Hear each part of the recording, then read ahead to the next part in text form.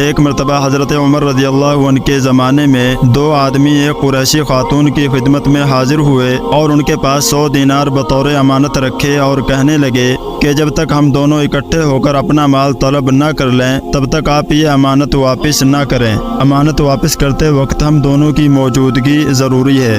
اس عورت نے ان دونوں کی بات سن کر ان کی امانت کو رکھ لیا اور اسی طرح اس امانت پر 1 سال کا عرصہ گزر گیا۔ 1 سال کے بعد ان دونوں میں سے ایک شخص اس خاتون کے پاس آیا اور کہنے لگا کہ میرے ساتھی کا انتقال ہو گیا ہے، اس لیے جو 100 دینار ہم نے تمہارے پاس امانت رکھے ہیں وہ مجھے دے دو۔ خاتون نے اس شخص کو امانت دینے سے انکار کر دیا اور کہنے لگی کہ تم دونوں ساتھیوں نے میرے پاس امانت رکھتے ہوئے یہ شرط رکھی تھی کہ میں تم میں سے ایک کی غیر موجودگی میں مال دوسرے کے حوالے نہ کروں، اس لیے میں امانت تمہارے حوالے نہیں کر سکتی۔ چنانچہ اس آدمی نے خاتون کے اہل خانہ اور پڑوسیوں سے مدد طلب کی۔ ان لوگوں نے اس خاتون سے سفارش کی کہ اس کو امانت دے دو کیونکہ اس کے دوست کا انتقال ہو گیا ہے۔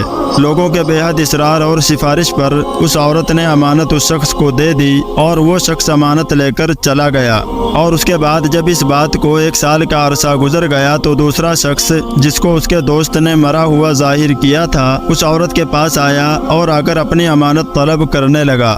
اس پر خاتون کہنے لگی کہ تمہارا دوسرا ساتھی آیا تھا اور اس نے بتایا تھا کہ تمہاری وفات ہو چکی ہے، اس لیے میں نے امانت اس کے حوالے کر دی تھی۔ جب اس شخص نے عورت کی یہ بات سنی تو وہ شخص اس عورت سے جھگڑا کرنے لگا اور کہنے لگا کہ میں تو زندہ اور صحیح سلامت ہوں، لہٰذا میری امانت واپس کرو۔ عورت کہنے لگی میں تو رقم تمہارے ساتھی کو دے چکی ہوں، لہٰذا میرے پاس رقم نہیں ہے۔ اس کے بعد اس آدمی نے اس عورت کے خلاف حضرت عمر رضی اللہ عنہ کی عدالت میں مقدمہ درج کر دیا اور حضرت عمر نے ان دونوں کو اپنی عدالت میں طلب کر لیا۔ جب حضرت عمر نے ان دونوں کا مقدمہ سنا تو حضرت عمر نے چاہا کہ اس کا فیصلہ اس آدمی کے حق میں کر دیا جائے کہ اچانک انہوں نے کچھ سوچا اور فرمانے لگے کہ اس مقدمے کو ہم حضرت علی کے حوالے کرتے ہیں، لہٰذا حضرت عمر نے اس مقدمے کو حضرت علی کو سونپ دیا۔